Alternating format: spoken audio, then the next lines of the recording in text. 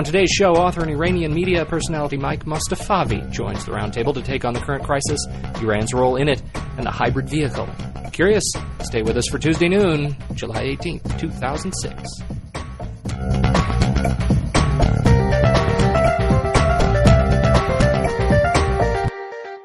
Welcome back, everybody. It is Tuesday noon, and we've been off for a couple of weeks. We have. Because of the holiday. There was a big holiday, 4th of July. We were skipped that. And then I went on vacation. Congratulations. And since I have all the equipment, you guys were suffering through an extra week of vacation because of me. We missed you. I apologize for that. Yeah. I dearly apologize for that. My week is not complete without our Tuesday noon. Yeah. That's really sad. Yeah. So welcome back. It is good to be here. We've decided that this is going to be the saddest episode of Tuesday Noon to date. Perhaps. The saddest? Yeah, it's going to be sad. Why is it sad? Well, because it's very topical this week. Yes, it right? is. It's very topical, and it actually gets me fired up. So it's either going to be sad or angry. A lot of passion. A lot of passion. I told you guys before, do you just wine Mary up? A little bit. She goes, it's the coolest thing in the world. So, round the table. I yanked my chain. Well, I woke up this morning, I'm thinking, oh yeah, I get a wine Mary up.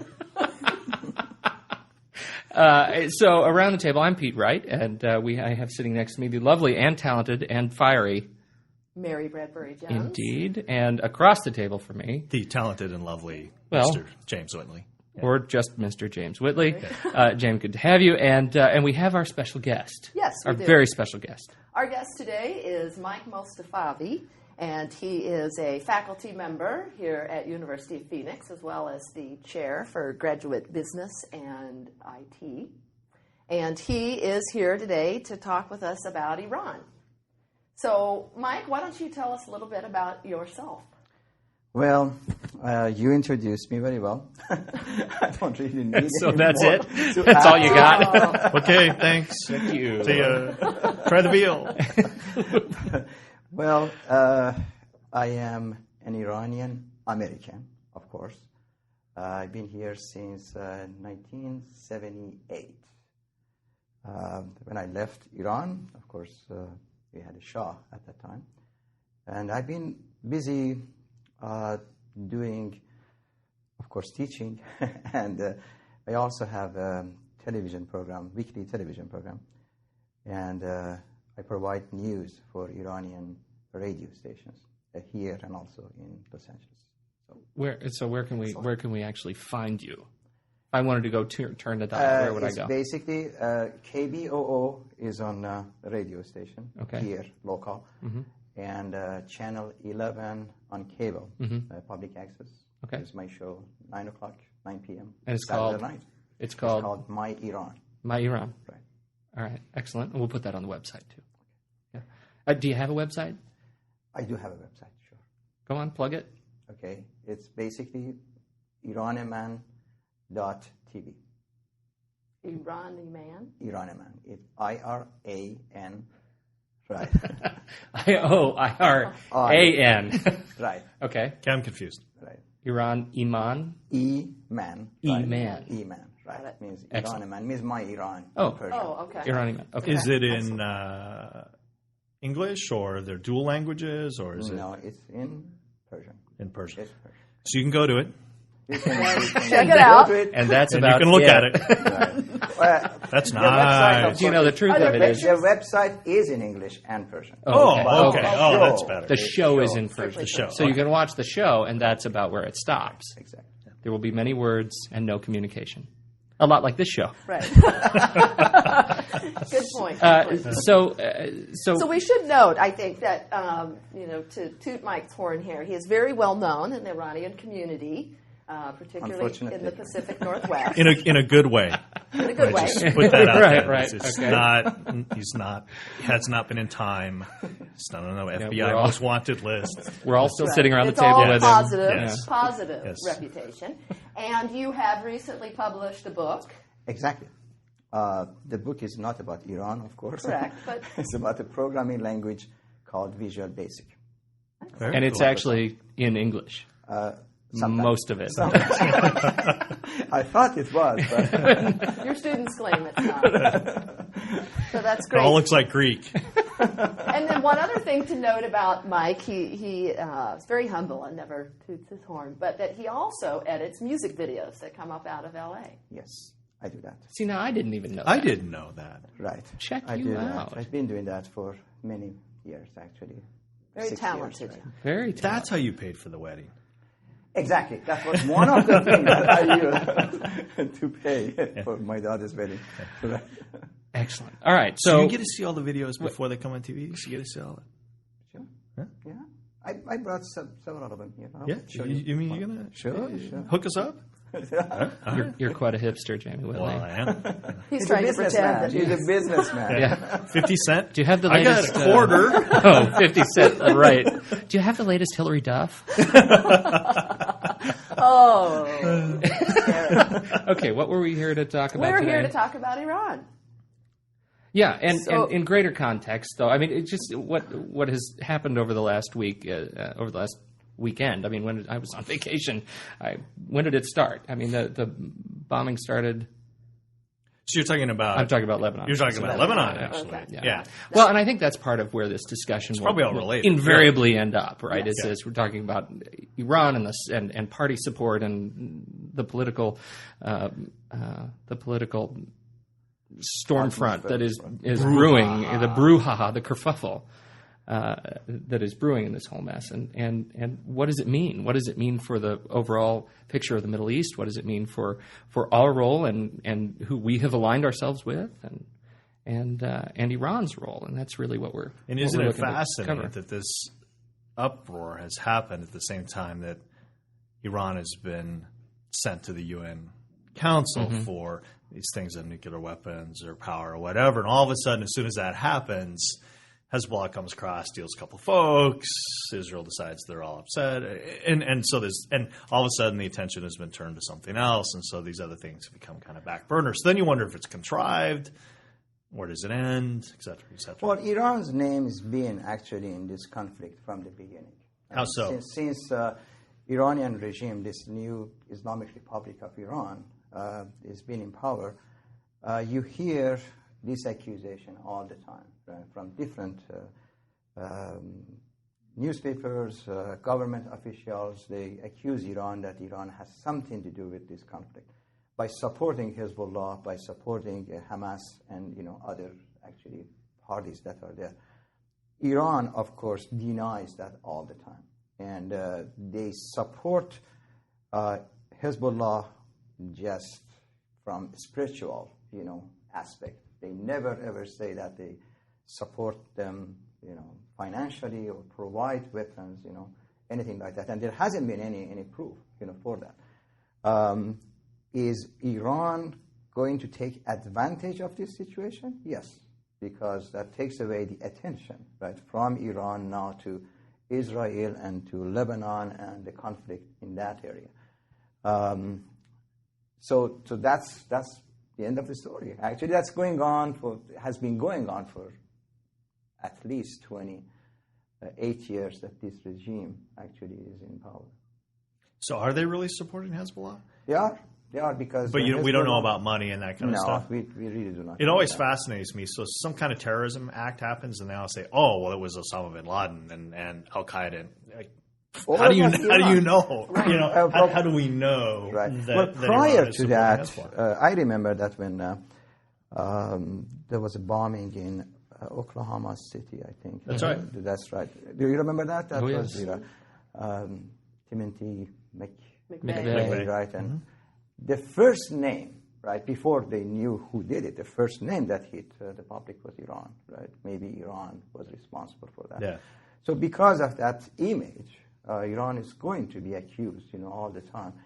In Iraq, you hear Iran's name, right? Publicly, sometimes officials say that. They were showing actually a tank that was attacked, by a new missile, and they were going to prove that that missile was given to them by Iran. Iran, of course, denies that from the other end. So, it's very hard to prove. But I really believe that Iran has some interest in Iraq, in Afghanistan, and also in Lebanon. I mean, they're trying to fill a void and create really be the regional power. Exactly. From just looking at it from an outside point of view, it appears to be that way. Exactly. And because religion is the most important thing that they have in their hand, they can promote it in Afghanistan and also in Iraq and most definitely in Lebanon, because majority of people are Shia in that area.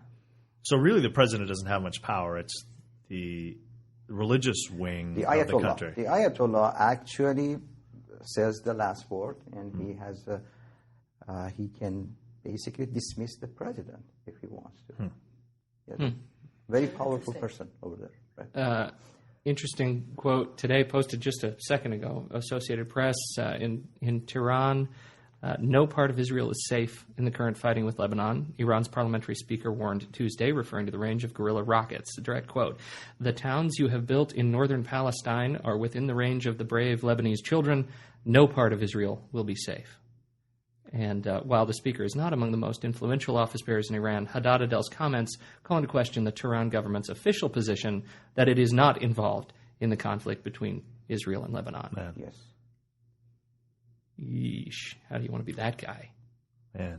Yeah. It's tough. He's the speaker of the House, Yeah. actually. Haddad Adel, yes.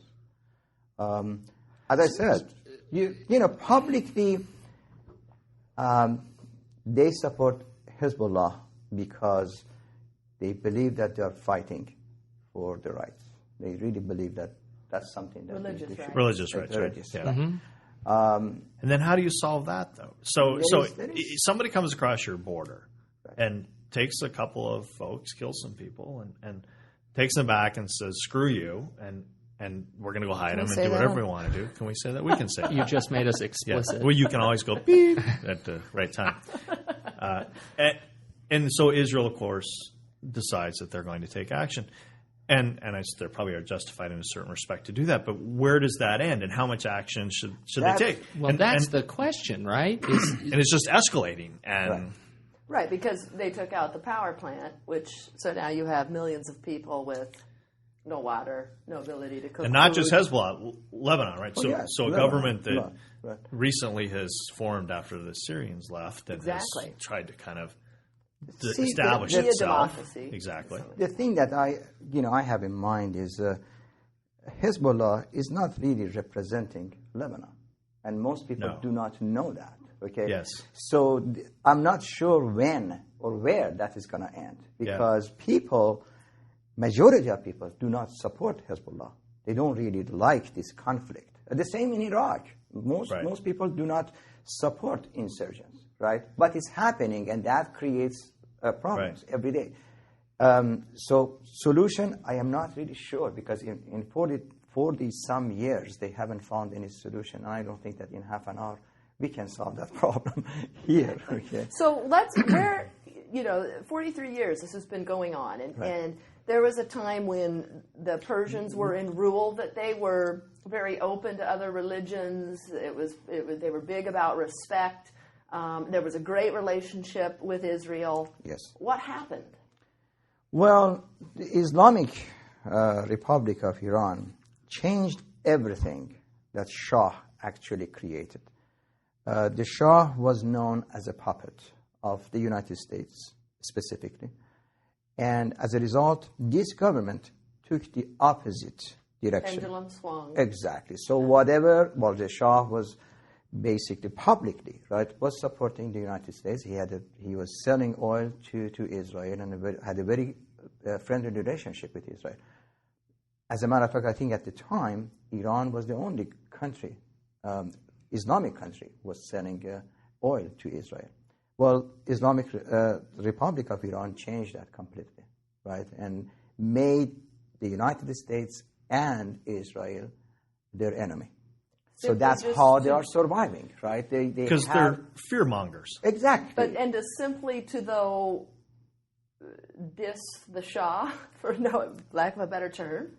Yes, because people of Iran hated the Shah at the time. Not for these things, of course. I mean, for torture, for many other things that he did. Sounds like George Iran. Bush. Sorry.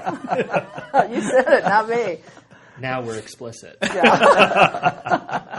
So, to take advantage of that hate, what they did, they said, okay, we are adding all of other accusations, right, to the current accusation, and then as a result, they are saying a lot of things about Israel. However, I don't really believe that. Excuse me. I don't believe that there is going to be any war between between Iran and Israel. If you remember, during Iran-Iraq war, Israel actually sold weapons to Iran. So, I'm not really sure if they are real enemies.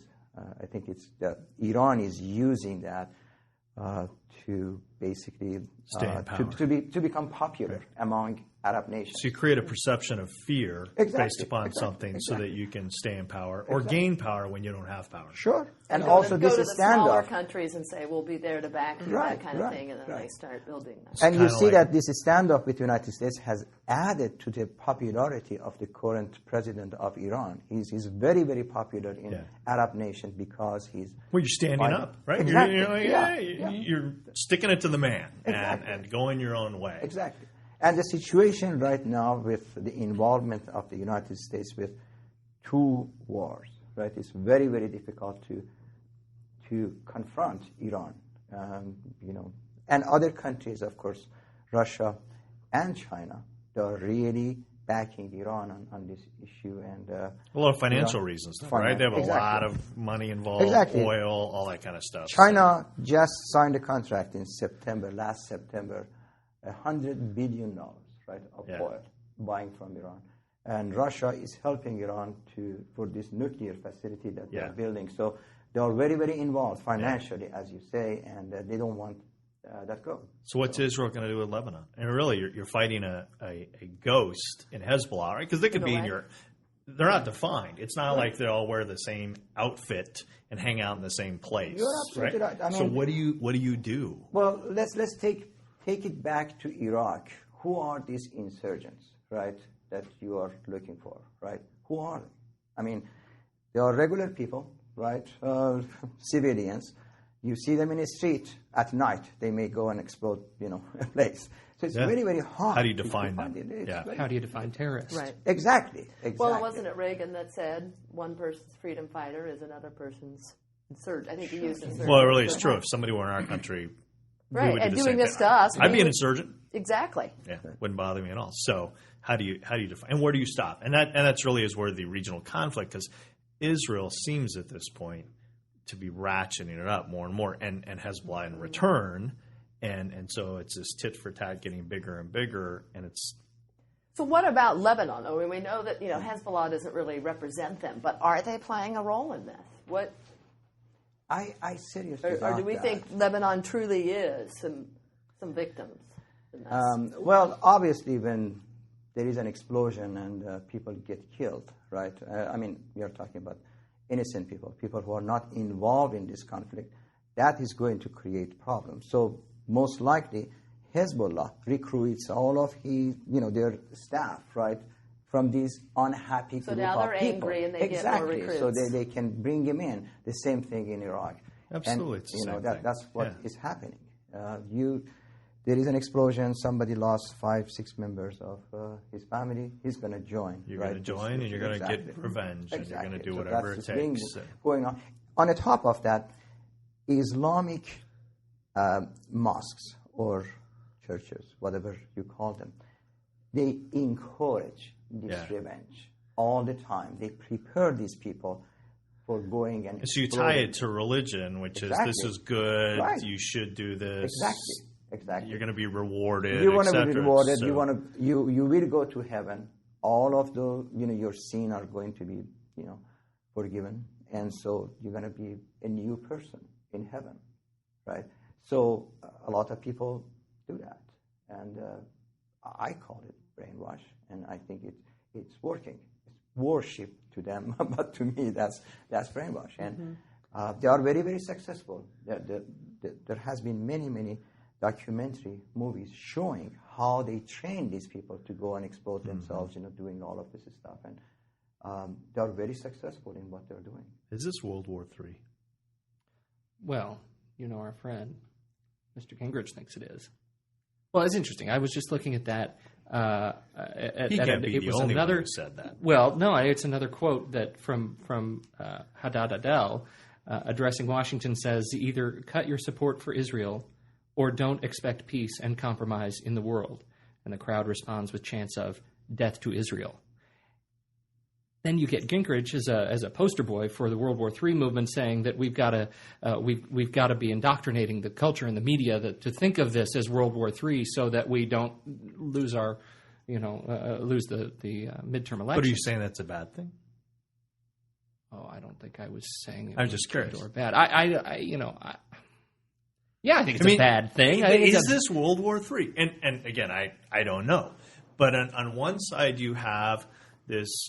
And there's brainwashing that goes on all over the place, right? Yeah. I mean, so there are documentaries about brainwashing, say, in the Middle East. We're brainwashing the United States as well. So it's really not any different. So you've got on one side a religious group that says, as long as you're here, we want to destroy Israel. As long as you're in Saudi Arabia, you're desecrating our land, death to you, blah, blah, blah. And then the other side, you have Americans going, well, what are you talking about? And we have our own particular religious beliefs, and there's a big conflict. And where does that end? And is that the start, in a lot of ways, of World War III, of the Middle East saying we want this, and some people in the Middle East agree and don't agree, and you have different factions and blah, blah, and beating the bejeebers out of each other, and all deciding they're going to hate us for whatever reason? I mean, is that World War III? I think we're at a tipping point. See, I think you're at a point where it could go either way. That's my feel right now. Certainly not definable. Like, you don't have Germany or Japan. It's not like that. Exactly. So it's a little different, but because it could just be the Shiites in all countries rising up. right. I mean, and so then that's really a religious war in a way. Yeah. And that's But tough. the problem is rhetoric is escalating. Rhetoric escalates on all rhetoric. I mean, I might be more inclined to agree that we're on the cusp of World War III if it weren't for the fact that Bill O'Reilly says, I think we're in World War III. I think we're absolutely in World War III. I mean, that just makes me insane, because that coming from him, it's irony all of a sudden, so I think we're at a diplomatic crossroads. That's a great way of putting it. Well, I think there are some people who do not want to see peace in Middle East. Go back and look at newspapers in the last 6-7 months. You see that every time that Israel and Lebanon and Palestine actually sat on a table, right, discussion table, wanted to resolve, something happened, right? Bomb exploded, right, in Jerusalem, right? Some people got killed. Something basically broke that negotiation. So some people do not want Palestinians and Israel be friends, right? Something is happening. I'm not really sure. Well, is it a religious thing which says, well, come on, let's see. Everybody knows that everybody in Israel they're all bad news, those Jews, et cetera, and so what we're going to do is make sure we kill them all. And so why are you all sitting down together? Let's bomb something and replace it. Is that really the base of the hatred for this? I don't know. Why does everybody hate Israel? That's what I'm still trying to get my hands around. Ooh. Well, I think it's propaganda, through national radios, right? The government. So you just create an enemy. I don't know. I mean, that's been going on for thousands of years. Really, maybe we need a religious scholar to kind of talk about the origins of a lot of the religious beliefs and the separation of peoples, and because there's a lot of history. Is it really over land? Is it really over oil? I mean it's even deeper than that. Yeah, isn't it? Exactly. So, why do the Shias hate the other? I don't know. Well, why, Mike? Yeah, I mean the history between, if you look at Shias and Sunnis, it's so ridiculous, the conflict between them, that when you really look into that, you see that somebody is trying to promote this difference, right? Because it's not. They are Muslim. They are, all Muslim. They believe everything except their problems is over 4 imams, right? That Sunnis don't believe, and including Ali, right? That Shiites really believe and are followers of him, and Sunnis don't believe him, right, as one of their leaders, right? So that's the conflict. And because of that, they kill each other. They go and now you see that in Iraq, they go and set bombs in each other's mosque and kill 100 people for this ridiculous, right, conflict. So I really believe that a group of people are there, religious group of people who do not want Israel and Palestine get together and resolve this issue. Because once that is gone, right, if the hate for Israel is gone, I'm not sure what Iranian regime is going to do, right? What we are doing now, why we are buying all of these military stuff. Everything was to stand in front of Israel. Now that Israel is our friend, what are we going to do? Well, and you go back to Germany, they did the same thing. Right? The Jews are our enemy, and it's their fault that we are this way. And if we were able to exterminate them, then we would, the superior race, we would all be better off. And so it's the same type of argument. You go back to the Crusades. Well, let's kill all the non-Christians because they're the ones that are. So it's just really the same thing throughout history. The interesting thing, though, is the stakes are just higher. It becomes, first it's stones and sticks and guns and tanks, and now we're like dropping bombs that can kill. And so the stakes get higher, and the powder keg becomes more volatile. What do? Do we just pull out of Iraq? Would that solve all the problems? I think if that happens, it's going to be a major chaos in Iraq right now. Because, well, I really believe that civil war, we are near to civil war in Iraq, right? But American forces are controlling that to some extent. Just your you get out, kind of. Right? You get out, then that country is totally out of control. You cannot really believe what's going to happen. I think gradually they should give the UN more power, right, to get in as they are really building their democracy and having some. Does the UN really have any international credibility anymore at this point? That's a good question. Well, yeah, I agree with you. They don't. They don't, because they couldn't really stop this war in the first place, right? So to people, no. But if they have forces, if they negotiate, if they become mediators, right, between the United States, right? Well, but they don't. Yeah. And part of it becomes you have the 5 permanent members who have this veto power. And so then what happens is they have their own agendas. So Russia will come along and say, listen, you're not going to touch Iran. And we've got all these oil contracts and those sorts of things. So then it becomes there's no real compromise because everybody has their own agendas and they're willing, because they have absolute veto power, their agenda trumps everybody else's agenda at that particular moment. Right. So then what does the UN really do in that respect? What do the 5 really do? Because they generally don't agree, and so then they all veto each other, and so nothing happens. Well, that's the reason that Iran is taking advantage of this. Because they know nothing will happen to them. They know that. Yes, we know for a fact that 2 superpowers, right, are going to support us, right? China and Russia. And we're not going up against China because they own us. Exactly. So, I mean, we're in a rock and hard place right now. Right, and also, from military standpoint, we are not really capable, right, of starting a new war. Right. We are committed. Unless you do it on a very, what's the word I'm looking for, unselective method. Unless you say, all right, we're going to drop them out, we're going to take care of this city and all these people. Just wipe it off the face. Yeah. Right. Unless you're willing to do that, we don't have the manpower to go in and strategically do little things here or there. Right. So you see that, So we can't pull out of Iraq. Pardon me? We can't pull out of Iraq. No.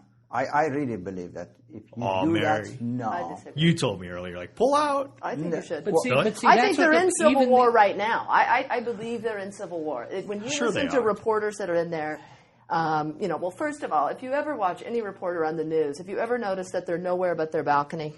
Okay, which means they go nowhere. They're in the green zone looking out. Safe. Okay, they're in the green zone on the balcony of their hotel room. So when you talk to folks really out in the field, what a lot of them will say is, when they're asked, what is it that America should know? Right. Well, and what they say is that it is far worse over here than what America's being led to believe. It is out of control. And then you had and I'm going to mess up, but whoever that was elected, that's been put in charge, and he went to both Bush and Rumsfeld and was saying, I need you guys to get out of here. You are part of the problem. Oh, Jafari, the guy. But they don't want, if you leave, it creates a huge vacuum and it would just collapse. Well, you can't just leave. I think you have to systematically. Well, I don't think you just 1 minute you're there, 1 minute you're not. But I think that you need to start putting something in place to start moving out, because but don't we either have that or we're going to be there forever. That's what people need to step up to the plate and realize. I'm going to play devil's advocate, though. President Bush is here and tell you, well, we have a plan for exit. We talked about setting up a government. We've done that. We've talked about them the military taking over more provinces, and they've already started turning over provinces to Iraqi troops. And as they do that, we will draw down, and over the next several years, we will get out. Well, so why what more do we want? Why do we have 10 military bases then? But what happened? Because, we need them at the time, but we're slowly going to draw out. And they've got plans on the board to start drawing out next year. So if that's not withdrawal, I mean, that's what I just heard you say. So isn't that what you want? Or you want it faster? That's fine, although I'm skeptical and I don't believe that's the case. I think they're telling us what they want to hear to boost their numbers before midterm election. Oh.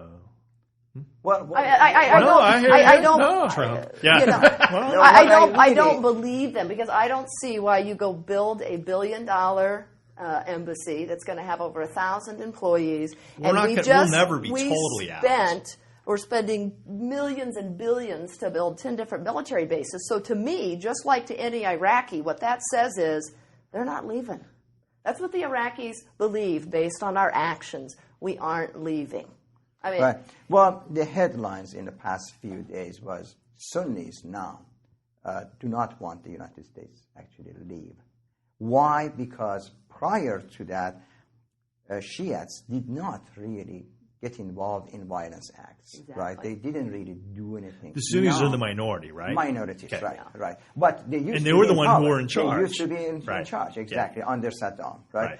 Now they don't want the United States to leave because they see that they are going to be victims, right, of this conflict. Shiites are going to, so they might get treated like they treated everybody else for all those years? So they don't want that. So it's going to be, and then we shouldn't forget about Kurdish people, another group. Exactly. Right? It's going to be... Why don't they separate into like 3 different countries? It wasn't separated. Well, why can't we? Why can't we? Under Saddam, well, because of the language, because of the religion, because of so many other things, right? They're separated in nature, not that they cannot live, with each other. But that was, they're normally living in mountains, and that's the Kurdish. Kurdish people. So give them that part, give the Shiites Well, but then doesn't it become oil? Because oil crosses boundaries. And that's where I was going to come back to you when we were talking all of these things, and you had brought something up, and it was like, so oil is the common denominator. Yeah, really. Right. Yeah. Exactly. Of all of this. this. So are you fighting in the end over oil? So what? I don't know. The thing that... The religion of oil. I just coined it. I could be famous. Well, coined a new term. You remember, you mentioned that Bush had actually... Everybody's picking on me now. No. He had actually a philosophy, right? He had an agenda to go to Iraq and then have a democratic government, and when they are completely set, get out of Iraq. Yeah, I argued not knowing that Iran, right, would influence this 65% of the population. Yes, I agree. Right? And what they really do not know, the Ayatollah that Shiites actually follow is Iranian. Ayatollah Sistani, right, that everybody believes is Iranian. Okay, so now the government that they picked is Shiite. Okay, so how you wanna know what that does? That adds another Iran, right, to the current regime. So that's wild. Exactly. Because I think the goal was. So what kind of democracy you're talking about? I am not sure. Look at Iran. That's kind of democracy that they have. Okay. Pseudo-democracy. Yeah. With the religious. Right. Certainly stronger than we would have in the United States. Yeah. So here would be another question. We're told a lot that the reason for all of this is that they hate our freedom here in the United States. Well, it's always our fault. You've got 60% of Iraq under the age of 30. Do they hate us or do they like us? You mean Iran? I mean Iran. Sorry. Yes, excuse me. No. They love us, don't they? Actually, That is not true at all. You know, I am Iranian, and I talk to a lot of Iranians in this country and also, you know, back home. They love Americans. This is not true at all. You see this hate, this slogan, and this propaganda among a group of government officials, government-controlled demonstrations, right? That you see, death to America and everything. Right. But that's not what people of Iran. So they're trying to hang on to power. We're talking about fear, and it kind of goes back to that. Exactly. It's like, And well, let's hate can them, go. and nobody will realize that, well, our government sucks, and we're not helping unemployment, and, you know, And they might want democracy, Yeah, which they then might- and takes would us vote out of me power. Yeah, But exactly. who tells you all of this stuff that Iranians hate Americans' freedom and everything? Well, either that comes from officials in this country or officials from Iran, right? And both of them are biased, right? They are not really telling you the truth. And there is no way for you as an individual to go and research it in Iran and see whether people think that. And I don't know that our media reports that very well either. No, they're not. But if you look, people come from Iran. A lot of reporters confirm that Iranians are not against the United States. Actually, they were showing many documentaries, including Christian Amanpour, who has gone to Iran, showing that, you know, people have pictures of Madonna, you know. No, really, I mean, all of these David you know, Hasselhoff. stars, you know, in this You're country. going to be sick. I still have a David Hasselhoff poster in my room. Mary still got David Hasselhoff on the wall, little poster. I laughed because didn't we have a conversation where somebody was like, he's still around? I'm like, he's huge in Europe. Wasn't that the three of us that had that conversation? No, Mary. Anyway, he's huge. Mary came back the other day. She was all happy because No, she got really, it. I She mean, got the they're not poster really signed at the good. concert, and now it's hanging up at home. And yeah, So supposed to that tell you- I totally reject that accusation or that statement. I don't believe I that think is the true. other thing that's important with that, though, 60% of the country is under the age of 30, so they don't have all of these years of baggage and hatred, Exactly. you know, Exactly. on their back. But so that's why I think we're at a where you said, a diplomatic crossroads. If 60% of that country is under the age of 30 and likes us, what we do now could affect the relationship with this country for the next 35, 40 years. Right. Okay, so if we do something so devastating that now we make that 60% of that country now hate us, that concerns me. I mean, that concerns my child's future, I would say. I'd be more worried about that. When wasn't he's an that adult. Bush's idea? Again, weapons of mass destruction aside, was, well, we'll go into Iraq, we'll create this democracy, it'll be successful, and then the So other Iran. countries around will see that, and the 60% population will say, wow, we want a piece of that. We think that's good, and they would rise up and control their own countries. Right, but in Iran, they're not showing, even if there was a success, well, there hasn't been. I mean, as far as I know, there hasn't been any success in Iraq so far.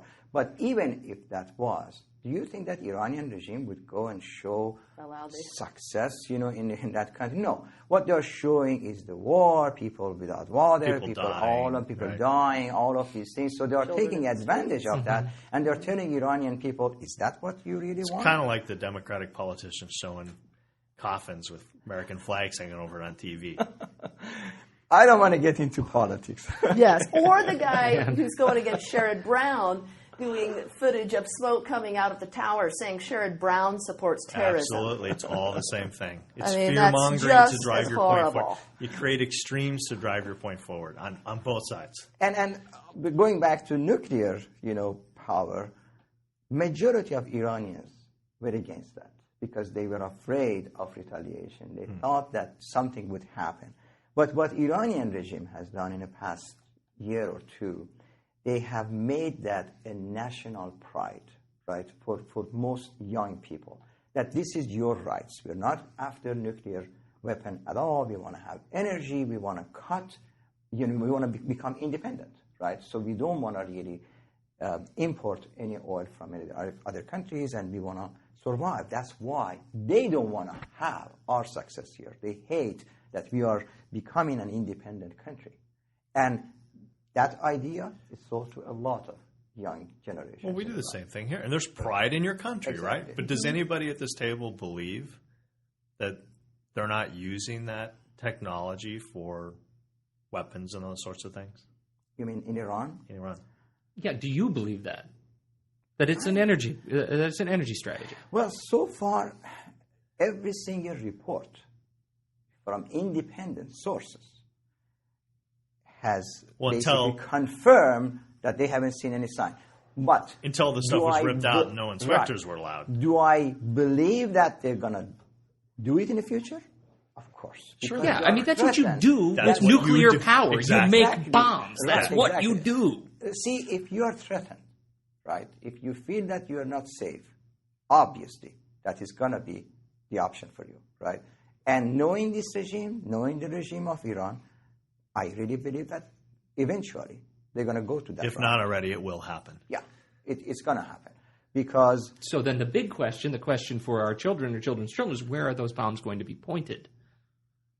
Well, do we have a right to tell them that they can't make them? We have them. But in reality... But we're trying to get rid of them. But see what happens. Because we're America. But we can have India has had it for many years, right? Pakistan has had it for many years. How many of these countries have used that so far? You know, I mean, they are destroyed if they ever. Yeah, I mean, well, India and Pakistan, it's Russia and U.S. You know, 30 years ago. But the mentality is now different. So again, I'll play devil's advocate.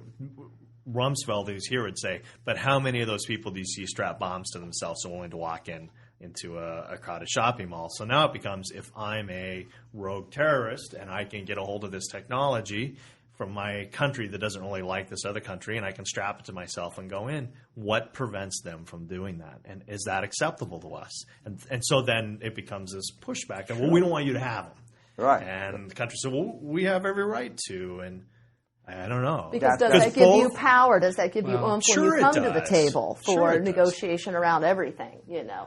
Kids on the street get a gun. Look at me. Because bombs equate to, or nuclear weaponry equates to industrial power. I mean, it equates to political and economic power, and that's the shame of it.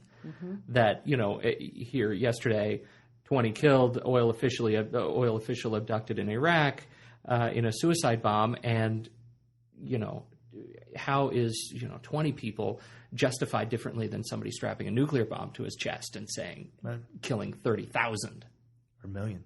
Yeah. Right. And no, I it is scary. I think the thing with nuclear, and this could be naive, this could be Pollyanna, but this is, what I was believing in the early 80s when we were still, having the Cold War conflict crammed down our throats to keep us scared. And I was in junior high saying, this makes no sense, because if they launch, we launch, we're all destroyed, the world's over, who would do that? And if you're the few people that go down in a bunker, do you want to live like that for the next 30 years before you can come up due to contamination and those kinds of things? Oh, sign me up. I mean, I think I'd rather go in the blast. But the game is different now, because before we would say, well, who would strap a bomb to themselves? And the answer is a lot of people. So now it becomes, I don't care about my life. I'm going to go to heaven and get all my sins forgiven. And religious says I'm really a good guy if I do this. So I don't care. So I'm going to do it, and I'm going to strap that bomb to myself, and I'm going to go and hang out. Is everybody that radical? Well, there's got to be a lot of people in Iraq and Iran and Lebanon and stuff who are. And so how do we stop that? And I don't know the answer, and they certainly have a right to have technology and stuff. But if they're willing to do that and then threaten our country and say, well, we hate you and we're the government, we're going to take you out, do we have a responsibility as a government to try and stop them? And at what point do you do that, and how do you do that? Well, that's different. Saying we're going to take you out, that's a threat. I'm asking this question. What guarantees that other countries do not really supply these things we don't have to any these guarantee. people? There is no guarantee. I mean, even if Iran is not officially making we don't bombs, have any guarantee. Right? They have access. So then do you let everybody? No, but what I'm saying is, under the current circumstances that we see in Iran, Iran has provided at least this misconception, right, that we have the rights to make energy, and all Arab countries, right, are supporting Iran, right? Mm-hmm. And they say that, okay, where you found, right, something that showed that I'm making a bomb, right? Hundreds of inspectors, have gone to Iran and inspected everything. They took all of these samples and everything, and still they haven't found anything. So once that is done, and the world is assured that Iran is not going to do that, eventually they're gonna make a bomb. Absolutely. I mean, and we all agree, but we're not allowed inspectors anymore, so we have no idea. But then it becomes, I don't think anybody allows inspectors in our country to do that kind of stuff. I mean, I don't know. I thought about that. I'm like, ever asked. well, we want to inspect your stuff, but who inspects? But the United States us? hasn't signed a treaty for that. You can't have a bomb. That's true. Right? Yeah. Israel can have a bomb Yeah. because they never signed that. Right. So Iran hasn't signed that treaty. Iran has said that, we're not going to make any bomb. As a result, now they are under this. But you sign it, and then a new guy gets in charge, and he says, treaty's null and void. And who's going to stop you? It's not like you can get thrown in jail. Well, that our own leadership is doing that. These whole signing statements issue. Yes, I mean, give me a break. exactly. Yeah. This is law, except for that and that, and when I do maybe it. that Yeah, when exactly. we do it. And all those guys in Guantanamo, well, we're just going to leave them there because we think that's a good thing. Yeah, Right. because that was our idea. So who's in charge? Who makes those decisions? And right now the decisions are made basically with bombs. Well, I really believe that if they are threatened and they think that bomb is going to protect them, that's definitely something they're gonna have. And they look at other countries and they see that, okay, they're safe. They're not going to attack, North Korea. Is it acceptable for the United States to know that Iran has a nuclear weapon? I mean, are you okay with that? Yeah, but they know it. So you're okay with that? If they know they have one. Are you saying as opposed to them not knowing it? Well, my point is this. Let's say Iran announces to the world, guess what? We have 10 nuclear weapons sitting on missiles. Yeah. We can point them anywhere we want in the world. Are we okay with that? Same thing that India and Pakistan. As long as they're not going to do anything with them. Oh, but how do we know? Well, how do we know we're not going to do it? But again, I'm playing devil's advocate. But we do know that somebody in Iran, for example, is willing to strap a bomb to themselves. We've seen that. So then, what prevents that same person or that same group to take that nuclear weapon and strap it to themselves and show up at a mall? And I mean, and it's fear. I agree. But if you can do this is Management 350 class. If you can do this, can you then do this because the argument's exactly the same? And is that okay for us? And I don't know the answer to that, but that's a tough argument. And that's the argument we're having. Jamie, look at one thing. What Iran has done, one thing, in the past 2 years that they've been negotiating with Europe and struggling with the fact that to prove that they don't have nuclear weapon, or which they don't at this point, but they don't have the intention, right, to make that. One thing that they have done, they have proven the fact that now you need to take us seriously because we have enriched this uranium to this extent, right? So yes, we are capable of making nuclear bomb if you're not really playing with us, right? Exactly. Because prior to that was President Bush said Iran needs to do this, and that was the end of it, right? No negotiation, no nothing. Now Iran says, no, wait a minute. You come and talk to us because we have this power. That's what So that's a respect. Exactly. It is a respect issue. So that's what they are after.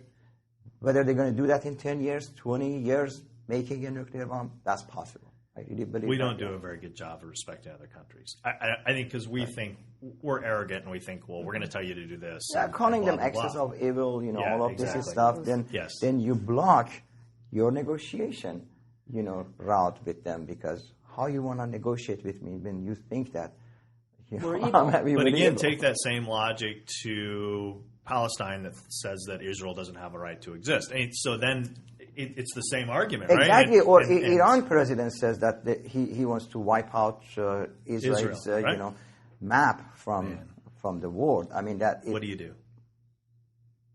Well, so going back to a question we had earlier, which was, what does this, how do we stop it? Is one of the ways we stop it is we get off our need for that oil. So then we can say, whatever goes on over there is really up. I'm going to start eting more French fries so I can make more oil for diesel. Is that? I mean, would that? Do we Taking just one for the team, get out? Take them over to the team. That's nice. Yeah, good French fries. Do we start, do we be like Switzerland? Hey, we don't get involved in that stuff. We don't do that stuff because we don't need to get involved. Well, I think it's absolutely true that we have to become more independent and we have so many natural resources. But at the same time, aren't we also our own worst enemy? Because we'll Absolutely. say things, we'll put money in different places, or if we do need oil, we're not allowed to. I mean, it's kind of a travesty that people right off our own coast can pull oil out of the ground, but we can't because we have laws that say we can't. Let some other country come along and basically take it out from under our ground. I mean, it's kind of weak. I don't think it'll ever happen. You don't think we'll ever be independent? Certainly not in our lifetimes, our children's lifetime. Probably not. Certainly not. There's too much politics. At this Too point, many I'd like powers to talk. that we don't want that to happen. Yeah, there are too many people. Now they with are not such hiding skin. a carburetor in the middle of the Smithsonian that somebody invented that has 200 miles a gallon. Mary, there's no way. Do you really Tesla think could have solved all the that problems these if they hadn't people killed in him. the oil business are for alternative energies? They're for anything that will make them money. Now, if they were smart, they would do what they could do, and they would start getting into the alternative energies themselves. They're for anything But that will make them money. You sit here right now. You got GM, okay, who sells a car in Europe that gets over 75 miles to the gallon. Why don't they and sell they it won't here? sell it here. Why? I don't know. Mary, why? Money. Because people a few years ago wouldn't buy it. It's all about money. If oil becomes high enough and we start $4 or $5 a gallon, people are saying, well, I'm going to go back and drive that really small car. Then it's financially makes sense for them. But if there's no money in it, they're not altruistic. They're not going to just do it for fun. And it's a shame. Mm-hmm. It is a shame. And it goes back to American culture. Bigger, better, and all that kind of stuff. Why have that little tiny car when I can buy a big SUV and get 10? Right. Well, even so, I mean, I think that's probably shifting. I think It that is shifting. whole culture of big car is shifting. And I think the automobile manufacturers are seeing that trend change. Absolutely. And you're seeing more hybrids come out, more ridiculous hybrids with, 3 electric engines and a V6, I mean, it doesn't make sense, but the technology's coming there. Slowly. I think it's an issue of economies of scale. I mean, the number of traditional engined automobiles is too much to overcome. I mean, that culture of recycling is too much to overcome. There are still too many communities that don't have any sort of green policy, and it takes too much to get there. I just don't imagine that we'll get there. And I think that is the trigger for this Middle East discussion: is that we're not going to be able to get out of it because we're too intertwined. And so, in a way, you have to some extent a solution that's a trifecta. Okay. It starts getting us out of the Middle East and that whole mess. It starts helping our environment, which we know, we have, studies after studies that the state of our environment reflects on our health, our physical, mental health, all of those things. So it's better quality of life.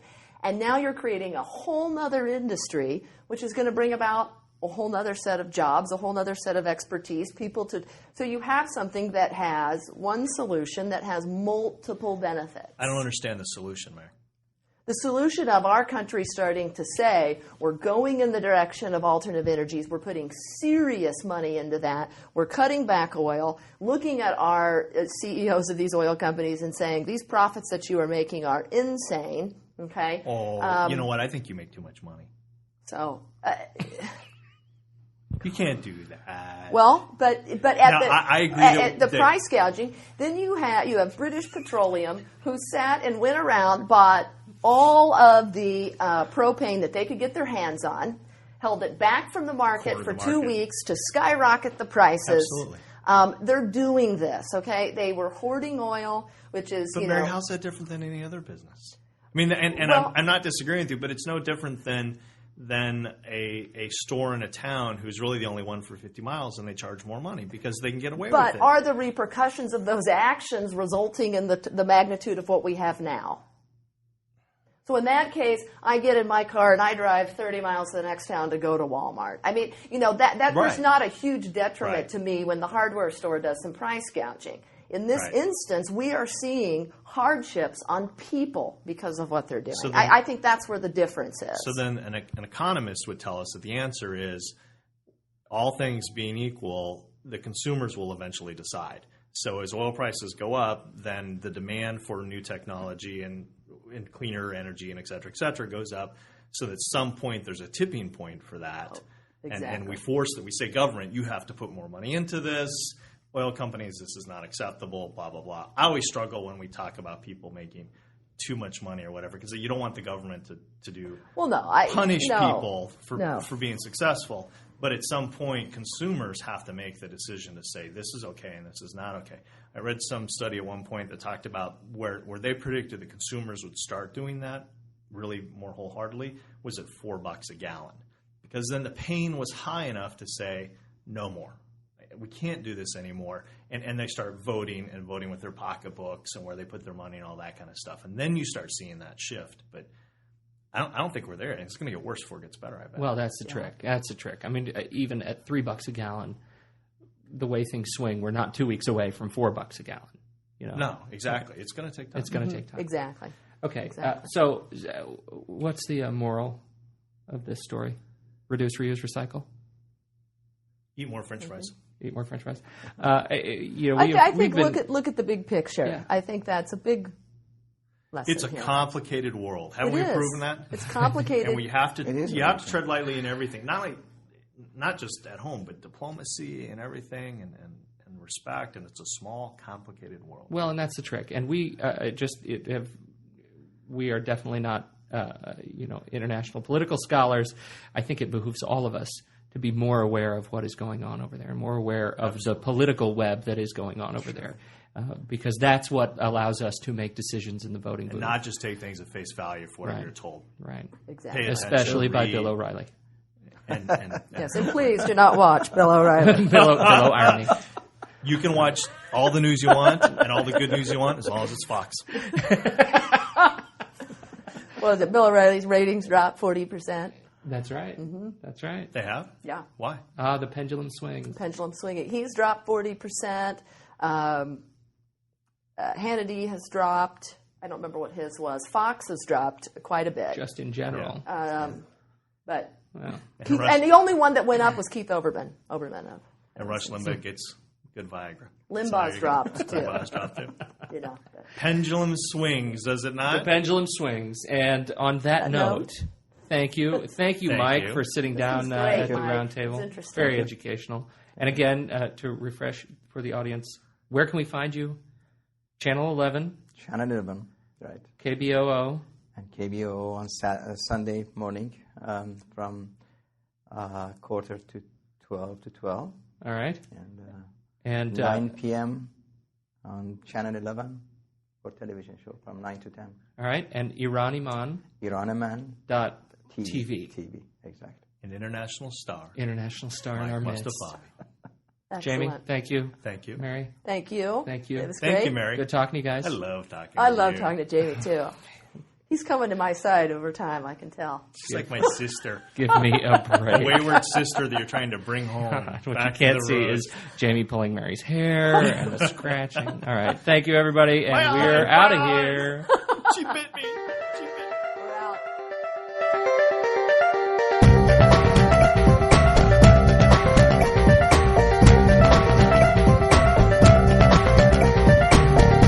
This has been Tuesday Noon for July 18th, 2006. To catch up on the show notes, check out our new website at Tuesday12.com.